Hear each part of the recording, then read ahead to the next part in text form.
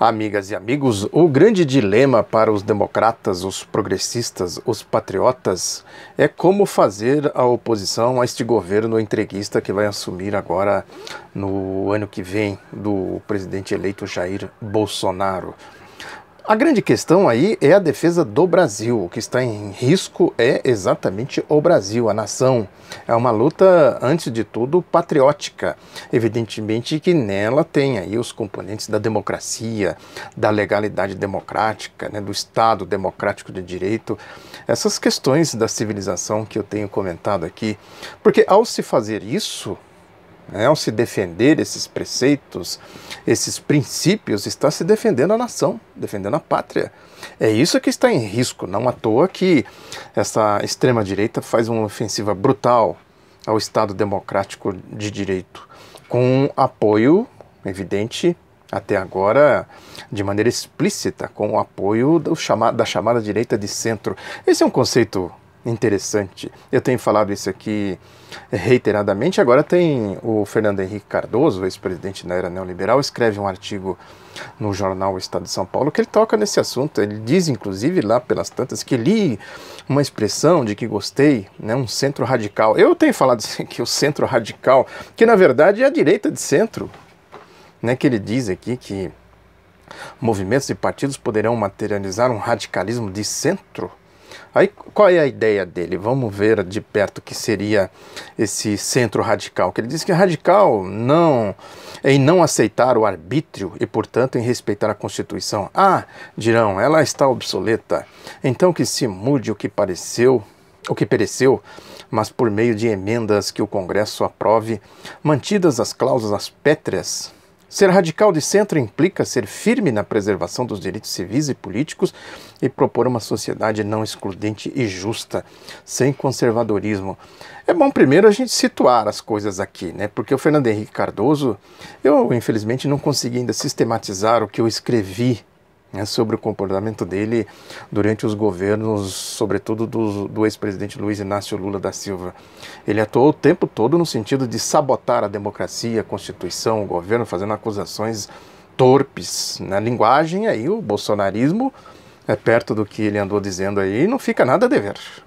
Evidentemente que no plano da retórica, né, eu já comentei aqui um programa que ele participou do Roda Viva da TV Cultura, que ele chegou a dizer que a ética do PT é roubar. Exatamente essa linguagem aí torpe, né? Que fica essa história de corrupção, que isso é uma bandeira política tão somente. Ele embarcou nisso, pegou isso e ficou fazendo até hoje. Eles usam isso, né? Os tucanos, depois eles foram atingidos aí pelo espectro da Operação Lava Jato, evidentemente que de maneira seletiva, com objetivos bem definidos, no sentido de fazer a politicagem no entorno do tribunal anti-Lula, né? Essa rosca sem fim, até que eles chegaram a excluir o ex-presidente, né, do processo político, do debate, né, deram impeachment na ex-presidenta Dilma com o objetivo claro de chegar até ele, ou seja, deram um golpe na Dilma para dar o golpe na candidatura dele e tal. O Fernando Henrique, o PSDB, a direita de centro aqui que ele está dizendo, tudo enfiado nisso, metido nisso, né, é o espectro da Operação Lava Jato que eu sempre digo aqui. Aí ele diz, a onda conservadora concentra-se principalmente nos costumes, na cultura. Não tem aí a privataria de volta, né, o conceito do neoliberalismo, que é um resgate da ideia liberal lá do Adam Smith e tal, né, que passou aí. A rigor, a ideia, né, do Adam Smith, do liberalismo, levou o mundo a 2 guerras mundiais, né, crises profundas, a crise de 29, né, a grande recessão, aquele período turbulento do entre-guerras, né, enfim, todo o tumulto dos anos 20, do século XX, né, se deve fundamentalmente a essa ideia, levada às últimas consequências. Evidentemente que o Adam Smith não... É aquela história que eu sempre digo aqui, né?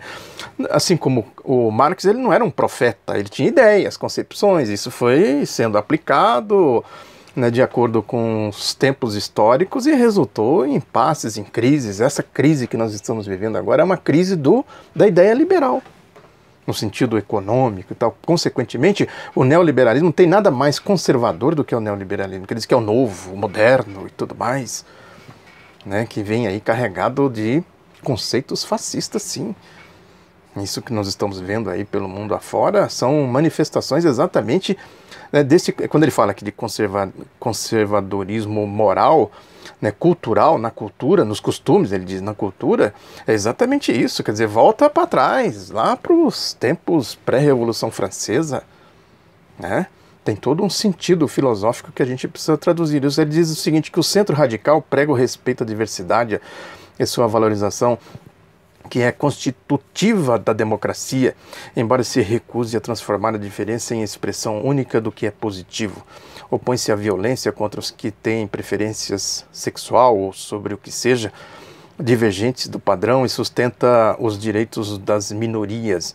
O mesmo vale para a preferência religiosa, há que respeitá-la integralmente, mesmo quando diversa da crença dominante ou quando composta de fragmentos de várias crenças ou quando for nenhuma. O que vale para as crenças vale para a mesma força para as ideologias, desde que elas aceitem não ser expressão única da verdade e da moralidade. É evidente aqui, né, o que ele está dizendo aqui, que no conceito deles, eles respeitam as minorias, a diversidade ideológica, o pluralismo político, essas coisas todas, né, esses preceitos que estão na Constituição, que faz parte da civilização, né, enfim, da democracia, do avanço civilizatório, dos saltos civilizatórios, etc, etc. Agora, é aquela velha máxima do Lenin, né, que a política é a expressão concentrada da economia. Como fazer tudo isso que ele está dizendo aqui é política. Como fazer tudo isso se não há essa diversidade na economia?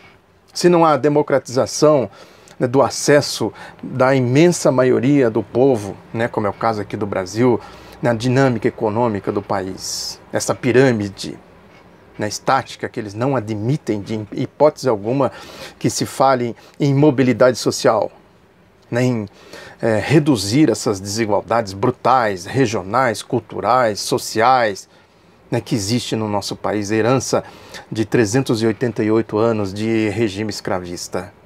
Né. Aí fica a questão, o dilema, né, quem é de fato que está sendo honesto neste debate? O Fernando Henrique está sendo honesto? Tudo bem, precisa defender a democracia, a Constituição, que ele está dizendo aqui, nem que para isso seja necessário fazer aqui que ele diz, dirão, ela está obsoleta, então que se mude o que pereceu, mas por meio de emendas que o Congresso aprove. Ele cansou de fazer isso, inclusive a escandalosa emenda da reeleição de 1998. E ela vai moldando a Constituição de acordo com os interesses liberais, neoliberais, que ele está dizendo aqui, ó. Não mexe com esse negócio de religião, de cultura, de opção sexual, essas coisas todas. Deixa isso para lá. Até o Bolsonaro está falando isso agora.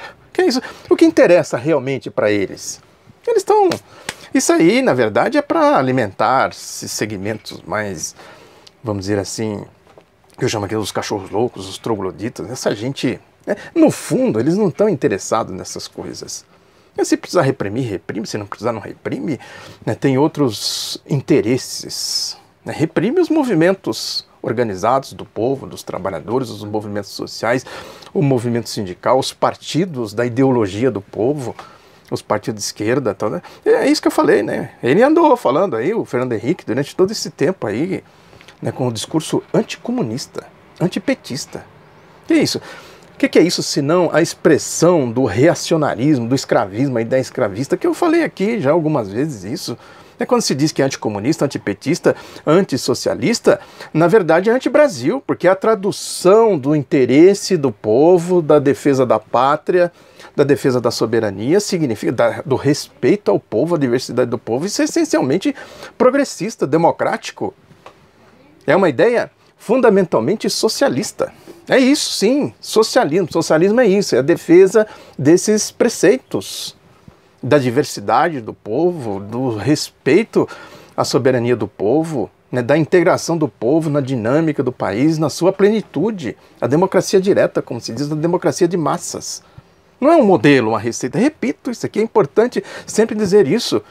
Eles querem implantar o socialismo aqui, querem implantar o comunismo. Sim, mas como? É defendendo a pátria, defendendo os direitos do povo, defendendo, enfim, os saltos civilizatórios, a civilização do povo, os direitos do povo.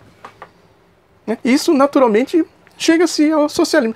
Isso é socialismo? Claro, estamos defendendo aqui a democracia, a pátria, o povo, os direitos do povo, a inserção do povo, né, que é para que o povo tenha, sim, soberania, emancipação social. Isso é, sim, socialismo. É evidente que se a gente olhar aqui para a história do Brasil, olhar para trás e olhar para frente, a gente vai ver que nós estamos, para se falar em socialismo, precisa democratizar muito, muito, muito, muito. Defende a luta armada, a ditadura do proletariado, esses boquirrotos que andam por aí falando isso. Não é? Nunca ninguém defendeu a luta armada, os socialistas, os comunistas, né, por si. Você defende a marcha, vai democratizando, vai avançando, vai avançando. Sim, chega alguém lá, escora você com a arma na mão, aí como é que você vai reagir? Na história, né, aconteceram as revoluções, todas as revoluções foram assim. Né? Como é que a direita reage? Né? Reage com brutalidade, com golpes, como foi em 64, em 37. Evidentemente que ninguém vai sair por aí pregando luta armada, seria estultice. Na época do regime militar teve resistência armada e tal. O caso mais emblemático que foi a Guerrilha do Araguaia, que é a história aqui nas biografias. Né? Ali foi exatamente isso que eu estou dizendo aqui. Quando a repressão atacou, eles não estavam nem imaginando, nem passava perto a ideia de deflagrar a luta armada. Estavam começando a preparar o que se chamava, na época, o PCdoB, que organizou, do caminho da luta popular, da guerra popular prolongada. Guerra popular prolongada. Né? Essa infâmia aí de Hugo Studart, essas indecências que isso aí vai criando, é para alimentar a cultura do anticomunismo, que eles chamam de antipetismo. É anti-Brasil, anti-povo, anti-nação, anti-tudo. Fernando Henrique prossegue aqui, a radicalidade de um centro progressista não se limita, contudo, aos aspectos comportamentais. Propor soluções econômicas antiquadas, a exemplo do controle estatal dos setores produtivos e do desprezo pelo equilíbrio fiscal, como os setores da esquerda fazem, não somente é anacrônico, como também contraria os interesses do povo. Propor soluções econômicas antiquadas, a exemplo do controle estatal dos setores produtivos. Eu quero mostrar aqui, um livrinho que eu peguei aqui. Né? Isso, muito interessante isso aqui, quem tiver a oportunidade. Né? Isso aqui é um estudo de um pesquisador da PUC, né, que ele fala aqui o papel do setor estatal na economia brasileira de 30 a 89. Isso desmentindo o Fernando Henrique Cardoso, isso aqui é pesquisa. Isso aqui é pesquisa. Não é aí proselitismo neoliberal como ele está fazendo aí. Né? Aí ele prossegue ainda aqui, democrata, que ele diz aqui, sem fundamentalismo desnecessários e mesmo contraproducentes, o centro progressista e radicalmente democrático deve incorporar ao seu credo uma visão mais liberal, sem medo de ser taxado de elitista ou direitista. O que ele está propondo é o seguinte, que seja neoliberal. Né? Desse negócio dos costumes que ele fala da cultura, deixa para lá. Então, o negócio é ser neoliberal na economia. É o que interessa no fundo para eles, né, que ele diz aqui. Como oferecer emprego e melhorar a renda dos mais pobres, propondo uma política econômica que leva à estagnação e ao desemprego, como se viu recentemente com a nova matriz econômica. É a tal história, né? Se fala por aí e tal. Não é verdade o que ele está falando aqui. O Brasil viveu um ciclo de pleno emprego com a tal da nova matriz econômica, que depois veio aí a marcha golpista, a recessão e tudo mais. Eles escangalharam com tudo que foi construído, com tudo que foi edificado. Aí ele diz aqui, pertence a uma família espiritual dos que pretendem... É ideologia, não é família, parentesco. Pertence à família espiritual dos que pretendem ser razoáveis. Aceitam o diálogo, podem mudar de opinião e quando o fazem dizem o porquê. E não querem ficar espremidos num centro amorfo. Essa família sabe que a emoção existe, deixa-se envolver por ela de vez em quando, mas tenta apegar-se a algum grau de razoabilidade. O que ele está dizendo aqui é o seguinte, que no que for possível apoiar o Bolsonaro, nós vamos apoiar.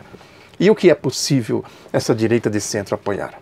Exatamente o projeto neoliberal, que ele implantou, a ditadura militar também, naquele desastre que foi a crise do final dos anos 70, começo dos anos 80. Aí ele diz aqui, nestas circunstâncias há que esperar Como será o governo Bolsonaro? Como enfrentará os desafios de reduzir a desigualdade social? Como retomará o crescimento econômico para criar empregos? Porá ordem nas finanças públicas? Assegurará a tranquilidade das pessoas assustadas com tanta violência e tal? Sem falar na hercúlea tarefa que é de todas as forças políticas, sobretudo das que tenham maior convicção democrática, de colocar nos trilhos o sistema eleitoral e partidário que afundou na corrupção, na fragmentação, na perda de conteúdo programático. Não se trata de esperar sem fazer nada, nem de assumir a posição fácil de criticar tudo o que o governo faça. A possibilidade de se criar um centro não amorfo implica tomar partido com base em valores e na razão. É que ele está dizendo aqui é o seguinte, que aí a Lava Jato chegou para PT, PT pegou também os entornos, a tal da velha política que eles dizem, que agora tem a nova política. A nova política é isso aí que a gente viu, né? Teve um senador lá do Mato Grosso, o Carlos Bezerra, acho que é deputado, senador, não me lembro agora, do MDB, né, que ele falou que ele nunca se elegeu tantos cacarecos. Cacarecos é uma alusão, acho que era se eu não me engano, um rinoceronte que tinha aqui, um hipopótamo, alguma coisa assim, no zoológico de São Paulo, né, que houve uma votação num tempo aí, não me lembro, nos anos 60, eu acho, né, com um voto de protesto. E aí ele fez essa alusão. Nunca se elegeram tantos cacarecos como nessas eleições, que é isso aí, né? A nova política deu resultado nisso aí. Joyce Hasselmann, Kim Kataguiri, essas coisas aí, né? Etc. Essa fauna aí, né? E aí ele diz essas questões todas aí de que é preciso criar um centro, exatamente restaurar o sistema partidário, não sei o quê, né? Quer dizer, reconstruir essa lógica partidária da direita, né, que a Lava Jato criou aí e tal, não sei o quê, de corrupção, combate, com a pretexto de combate à corrupção, é exatamente para destruir, não é para destruir o PT, como tem muitos analistas aí dizendo, PT, esquerda, tal, para destruir o Brasil, os saltos civilizatórios, a abolição, a independência, a república, as constituições de 46 e de 88, vejam a gravidade da coisa, e eles contam com isso, com essa direita de centro. Olha o grande desafio aí, a dialética da coisa. É importante defender o Estado Democrático de Direito, mas a gente não pode fechar os olhos, né, para esse grande conluio aí que se formou o Lava Jato com a direita de centro, né, destruir aí PSDB, destruir DEM, destruir não sei mais o que, PP, a direita toda aí, né? Agora, o foco deles é exatamente destruir essa herança progressista, democrática, né, do Getúlio Vargas, da Revolução de 30, dos saltos civilizatórios e tal, que está encarnado onde? Na esquerda.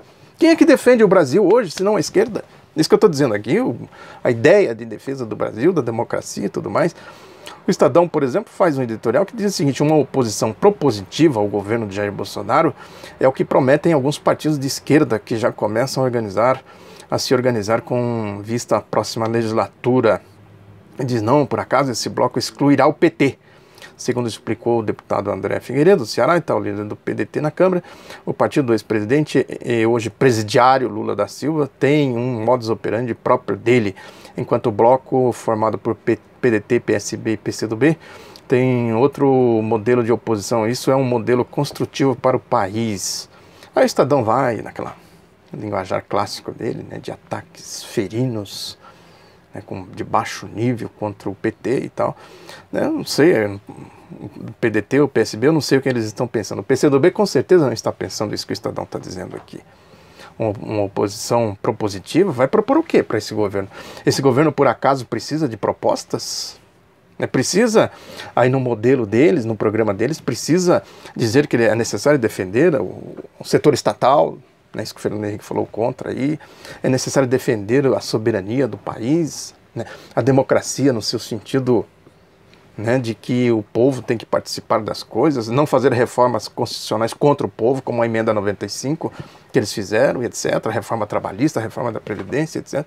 Vai propor isso para o Bolsonaro, para o governo Bolsonaro, para o Paulo Guedes, adianta alguma coisa? Eu acho que não pode ser aventureiro, isso é sempre importante ter isso. Agora precisa dizer para o povo, esse governo aí, esse programa de governo, né, do Bolsonaro ou do centro, da direita de centro, não é do povo, não é. Do povo é outra coisa. O povo é inclusão, tem que ser incluído, participar, etc. e tal, né? Entender fundamentalmente o que é o Brasil, É isso que eu falo sempre, que já mostrei esse livro aqui, ó, que é o Nordeste aqui, ó. Por que o Nordeste vota no Lula? Por que tem essa alta popularidade lá do PT, como eles dizem? Teve agora a votação no Fernando Haddad. Aqui, ó, entender isso aqui, ó, que é o Brasil, que é o Nordeste, a riqueza daquilo lá, né, daquele povo, né? Mostrei isso aqui também, ó, recentemente, esses estudiosos do Brasil, a formação do Brasil contemporâneo. Mais do que nunca, a gente precisa ler este livro aqui, ó, para saber o que é essa direita de centro, o que é essa direita aí, né, bolsonarista, como eles dizem. Aqui, ó, isso aqui, ó, também, Caio Prado Júnior, História, né, Econômica do Brasil. Pode ter discordância com uma coisa ou outra, que tem, né? Inclusive eu faço alguma leitura crítica do que ele fala, mas o essencial está aqui, né? Isso aqui é pesquisa, reflexão, né? Também isso aqui, ó, esse livro aqui eu nunca mostrei, mas ele é importantíssimo. Isso aqui é um russo que fez aqui uma tese acadêmica, não me lembro agora se de doutorado ou de mestrado, alguma coisa assim, a história do proletariado brasileiro. Isso aqui é um livro riquíssimo de informação sobre o que é o Brasil, o fundamento do Brasil, né? E para a gente compreender isso, a gente tem que compreender o que é o Brasil, a gente tem que estudar essas pesquisas, né? Compreender o Brasil. Defender o Brasil significa compreender o Brasil. Aí quando a gente compreende o Brasil, nós temos que defender o Brasil. Ah, vocês são socialistas? Vocês são petistas? Vocês são comunistas? Sim, somos, claro. Somos progressistas, patriotas. Os outros epítetos aí vêm de contrabando, né? Vêm da nossa formação filosófica, da nossa formação histórica. Vai dizer para o povo que defender o Brasil é ser socialista, ser comunista, defender a democracia, defender a pátria, defender o progresso social, o progresso cultural, ser civilizado, ser tolerante, né? Saber fazer as mediações, né? A incorporação de diferentes grupos, né? Da nossa diversidade cultural, histórica, social, étnica, né? Fazer a mediação de tudo isso, compor um projeto nosso, brasileiro, de defesa do Brasil. Isso aí é tudo socialista, tudo comunista, assim, é isso aí mesmo. O que o povo vai dizer? Não, então eu também sou socialista. Eu até fotografei um personagem interessante em Havana, em Cuba, uma ocasião que eu tive lá. Eu estava com uma plaquinha mostrando assim, né, se ser democrático, se ser patriótico, se ser civilizado, e foi listando várias coisas. Se Fidel diz tudo isso, e tudo isso o Fidel diz que é ser comunista, e eu sou comunista, está escrito lá. É isso aí, né? Ninguém vai, evidentemente, sair pregando essas coisas por aí, enfiando o galo abaixo. Esse é um processo político, é o que eu disse aqui, né? São processos, saltos civilizatórios. Até o povo assimilar essas coisas, né? Compreender a essência da coisa e tal, exatamente com esses saltos civilizatórios, defendendo não é pregação de seita, não é pregação fascista, como os fascistas saem por aí. A minha bandeira jamais será vermelha, essas coisas todas aí. Não é essa pregação. É defesa do Brasil, dos brasileiros, dos interesses dos brasileiros. E fundo na coisa, compreender as coisas para dialogar com o povo, né? Essa questão do editorial do Estadão aqui, por exemplo, né, excluir o PT. O PT tem sim esse problema, né? Tem. Sejamos aqui sinceros, né? Às vezes tem uma certa arrogância, o que chama aqui de hegemonismo, né, de não fazer uma mediação mais democrática, né? São defeitos que se espere que nesse processo aí de reconstrução, né, de um processo político, nós estamos vivendo um processo político. A direita de centro às vezes se compõe com a extrema direita, às vezes não se compõe, né? Nesse processo político a gente precisa fazer a compreensão disso, né, onde você pode se aliar com um ou com outro para se fazer exatamente a defesa do Brasil, da democracia, né? E o PT, evidentemente, que tem que se inserir nisso aí, né? Não dá para ficar, né, nessa ideia de que nós é nós e o resto é o resto, né? Às vezes tem sim esse comportamento, mas agora que o Estadão está dizendo aqui é exatamente o contrário. É dizendo que aí só pensa na corrupção, não sei o quê, e isso a gente não pode engolir. Né? Isso aí não é verdade, não tem um pingo de razão. É o caso aí, por exemplo, dessa história da Petrobras. A Petrobras está fazendo uma propaganda aí agressiva. Contra o quê? Contra o lulopetismo, que eles chamam. passa até nos cinemas, aí por aí afora. A Folha fez uma matéria, né, que inclusive não tem sequer a transparência, eles não obedeceram às regras para se saber quanto foi gasto, como foi gasto e tal, se teve corrupção, não teve corrupção, que aliás essa história de corrupção na Petrobras é gravíssimo. Tem um sujeito que escreve no Globo hoje, Adriano Pires, que diz que é diretor de um tal de Centro Brasileiro de Infraestrutura, é gente aí do chamado mercado. É que ele fala coisas absurdas aqui, né, que a Petrobras enfrentou a maior crise de sua história nos últimos anos, resultado da política intervencionista e da corrupção nos governos do PT. Aí vai, né, defendendo exatamente a entrega da Petrobras para as mãos aí deles. Então, eu achei esse livro aqui, que eu estava procurando eles, e fui dar uma lida. Esse livro aqui é fantástico, é de 1957, aqui de Lorival Coutinho, Joel Silveira, né, repórteres, jornalistas de renome, né, que foram fundo na pesquisa do que foi a história da Petrobras, que eu falei aqui, tenho falado reiteradamente, falei de um artigo que eu escrevi contando um pouco o cerco da direita à Petrobras, né? É isso que eu falo aqui, a gente tem que estudar para entender as coisas. 1957 foi escrito isso aqui, ó, né, A Batalha do Petróleo. Quanto à questão da corrupção, eu falei que eu ia achar o livro, achei aqui, ó, tá aqui, tá. Tem documentos aqui que circularam na Petrobras, está aqui na página, o livro é esse aqui, ó. Aqui, ó. A Mentira das Urnas, Crônicas sobre Dinheiro e Fraude nas Eleições. Isso aqui é antigo, não é de agora não. Que da era Fernando Henrique Cardoso. Tem um documento aqui que eles falam do Proálcool, né, que a Petrobras fez uma negociata. Aqui, ó, página 150. E na página 151...